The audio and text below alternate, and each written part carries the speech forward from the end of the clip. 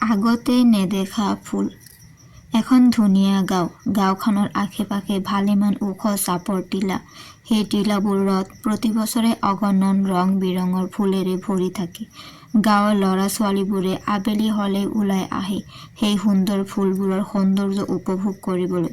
কিছুমানে নাচি বাগি ফুলৰ সৈতে কথা পাতে, ধেমালি কৰে। কিছুমানে আকৌ ফুলবোৰ খোপাত পিন্ধি লৈ কইনা হয়। ল'ৰাবোৰে ফুলবোৰ ছিঙি আনি মাটিৰ টিপবোৰক পূজা কৰে। এদিনাখন আবেলি সময়ত চম্পা, ৰাধা, শেৱালিহঁতে সিহঁতৰ লগ বন্ধুবোৰৰ লগত দিনৰ দৰে সেই ফুলনিৰ মাজে মাজে ফুৰিবলৈ ওলাল। ফুলনিত বিধে বিধে ফুল ফুলি আছিল। সিহঁতে এফালৰ পৰা ফুলবোৰ লাৰি পিটিকি চাবলৈ ধৰিলে। এনেতে চম্পাৰ এটা আচৰিত ফুলৰ ওপৰত চকু পৰিল। তাই সেই ফুলটো আগতে দেখা নাছিল। তাই কথাটো বায়েক ৰাধাক ক'লে। চম্পা আৰু ৰাধাই ফুলটোৰ ওচৰলৈ দৌৰ মাৰিলে। কিন্তু কি আচৰিত, ফুলটো স্পৰ্শ কৰাৰ লগে লগে আপোনা আপুনি ছিঙি আহি হাতত পৰিল। ইয়াৰ পিছতে এটা অঘটন ঘটিল। এটা উৎকট শব্দ হৈ ফুলটো বিস্ফোৰিত হ'ল আৰু ঠাইখন ধুঁৱলি কুঁৱলী হ'ল। এনে অৱস্থাত ৰাধা অচেতন হৈ পৰি ৰ'ল। কিছু সময়ৰ পিছত ৰাধাই চেতনা লাভ কৰি ইফালে সিফালে চাই দেখিলে তাত ভনীয়েক চম্পা নাই। তাই ভনীয়েক চম্পাক বিচাৰি বিচাৰি ক'তো নাপাই কান্দিবলৈ ধৰিলে। তাই কান্দি থাকোঁতে সন্ধিয়া লাগিল। লগৰবোৰ ঘৰাঘৰি গুচি গ'ল। মাত্ৰ ৰাধাইহে কান্দি কান্দি তাত বহি ৰ'ল। এনেতে ৰাধাই সেই ঠাইটুকুৰাত কাৰোবাৰ উপস্থিতি অনুভৱ কৰিলে। তাই তেতিয়া ভেকুৰিয়ে আছিল। ৰাধাই দেখিলে কেইজনীমান ধুনীয়া মৰম লগা ছোৱালী। তাইৰ ভয় লাগিল। ৰাধাই কান্দি থকা দেখি ছোৱালী কেইজনীয়ে ক'লে, কোন তুমি? কিয় ইয়াত অকলশৰে বহি কান্দি আছা? ছোৱালী কেইজনীৰ কথা বতৰাবোৰ শুনি তাইৰ মানৱ কন্যা যেন লাগিল। তাই বৰ দুখেৰে ক'লে, আমি ইয়াত ফুৰিবলৈ আহিছিলোঁ। মোৰ লগত মোৰ ভনী চম্পাও আছিল। তাই এটা আচৰিত ফুল স্পৰ্শ কৰাৰ পিছত নোহোৱা হৈ থাকিল। মই খন্তেকৰ বাবে অচেতন হৈ আছিলোঁ। ভাবি পোৱা নাই তাই ক'ত গ'ল। পৰীকেইজনীয়ে নিজকে চিনাকি কৰি দিলে আৰু ক'লে, তুমি চিন্তা কৰিব নালাগে। আমাৰ ৰাণী পৰীয়ে তোমাৰ দুখ দূৰ কৰিব। তুমি মাত্ৰ আমাৰ লগত ব'লা। ইয়াকে কৈ সিহঁতে ৰাধাক লগত লৈ গ'ল। সিহঁতে গৈ গৈ এখন অপূৰ্ব সুন্দৰী নগৰী পালে। পৰীকেইজনীয়ে ক'লে, এই আমাৰ নগৰী। এতিয়া আহা, আমি তোমাক ৰাণীৰ সৈতে চিনাকি কৰি দিম। ৰাধাইও পৰীকেইজনীৰ লগে লগে সোমাই গ'ল। কি সুন্দৰ ৰাজমহল! চাই থাকিলে চকু আঁতৰাই আনিবৰ মন নাযায়। ৰাণী এখন সুন্দৰ আসনত বহি আছে। তেওঁৰ চাৰিওফালে পৰীসকলৰ উপস্থিতি। আটাইৰে বেশভূষা অলংকাৰ দেখিলে চমৎকাৰ। সকলোৰে মুখত মৌ মিঠা হাঁহি, কোমল মাত, উজ্জ্বল চকুৰ চাৱনি। গোটেই কোঠাটো হীৰা মুকুতাৰ পোহৰত উজ্জ্বল হৈ আছিল। পৰীকেইজনীৰ লগত এজনী মানৱী কন্যা দেখি ৰাণী পৰীয়ে কোন এওঁ বুলি প্ৰশ্ন কৰিলে। পৰীকেইজনীৰ লগতে ৰাধাইও ৰাণীক পৰীক প্ৰণাম জনালে আৰু সকলো ঘটনা বিৱৰি ক'লে।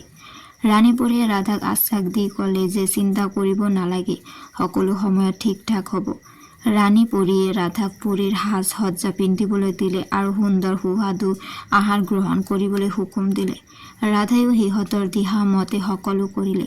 এটা সময়ত ৰাণী পৰীয়ে নিজৰ মায়াবী শক্তিৰে সকলো ঘটনা প্ৰত্যক্ষ কৰি ৰাধাক ক'লে, ৰাধা, তোমাৰ ভনী চম্পা এতিয়াও কুশলে আছে।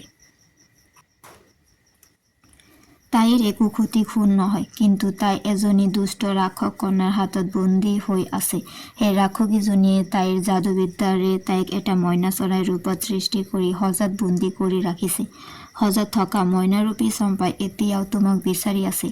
আমি তাইক উদ্ধাৰ কৰাৰ ব্যৱস্থা কৰিম। তুমি মাত্ৰ আমি কোৱা ধৰণে কৰি যাবা আৰু ধৈৰ্য নেহেৰুৱাবা। ৰাধাই ভনীয়েকৰ কথা মনত পেলাই পুনৰ কান্দিবলৈ ধৰিলে।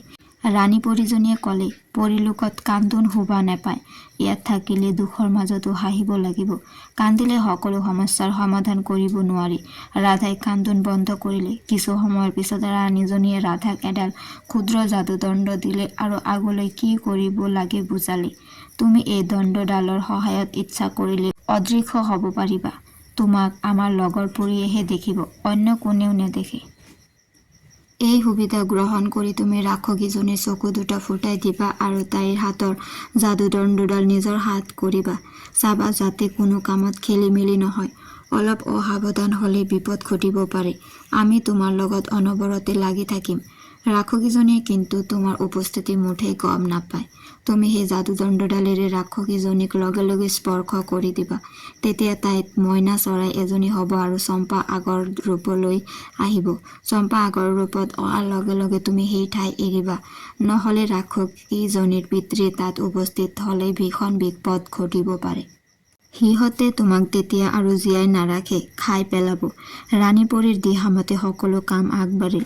লগত ২-৩জনীমান পৰী, তাৰ লগত ৰাধা, এই সকলো কেইজনী ৰাক্ষসীজনীৰ প্ৰকাণ্ড গুহাৰ দিশে গতি কৰিলে।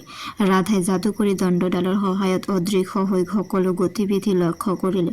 সেই সময়তো চৰাইৰূপী চম্পাই ৰাধা ৰাধা বুলি চিঞৰি আছিল। ৰাধাৰ মনতো খন্তেকৰ বাবে সেমেকি উঠিল। তাই হাতত লৈ যোৱা তীক্ষ্ণ শলাডালেৰে ৰাক্ষসীৰ ফালে গতি ল'লে। সেই সময়ত ৰাক্ষসীজনীয়ে নাক বজাই শুই আছিল। ৰাধাই লাহে লাহে ৰাক্ষসীজনীৰ অতি ওচৰ চাপি গ'ল আৰু এবাৰলৈ বুকু ডাঠ কৰি ল'লে। ইয়াৰ পিছত ৰাধাই তাইৰ তীক্ষ্ণ শূলডালেৰে তাইৰ চকু দুটা ফুটাই দিলে আৰু যাদুদণ্ডডাল তাইৰ পৰা কাঢ়ি ল'লে। ইমানবোৰ অসম্ভৱ সম্ভৱ যে হ'ব ৰাক্ষসীজনীয়ে ভবাই নাছিল। সেই যাদুদণ্ডডালেৰে ৰাধাই ৰাক্ষসীজনীক স্পৰ্শ কৰি দিলে। লগে লগে ৰাক্ষসী গুচি তাই এটা মইনা চৰাইলৈ ৰূপান্তৰ হ'ল। ৰাধাই লগে লগে চৰাইটো হাত কৰিলে আৰু মইনা চৰাইৰ পৰা চম্পালৈ সলনি হোৱা ভনীয়েকক সাৱটি ধৰি তাই বন্দী হৈ থকা সজাৰ ভিতৰতে সেই চৰাইৰূপী ৰাক্ষসীক বন্দী কৰি থৈ ৰাণী পৰীক স্মৰণ কৰিলে। লগে লগে সকলোবোৰ পৰীলোকত গৈ উপস্থিত হ'ল। পৰীলোকত আটাইৰে কুশল মংগল দেখি আনন্দৰ ৰোল উঠিল। পিছত ৰাণী পৰীৰ সহযোগত চম্পা আৰু ৰাধা নিজৰ গাঁৱলৈ উভতি আহিল।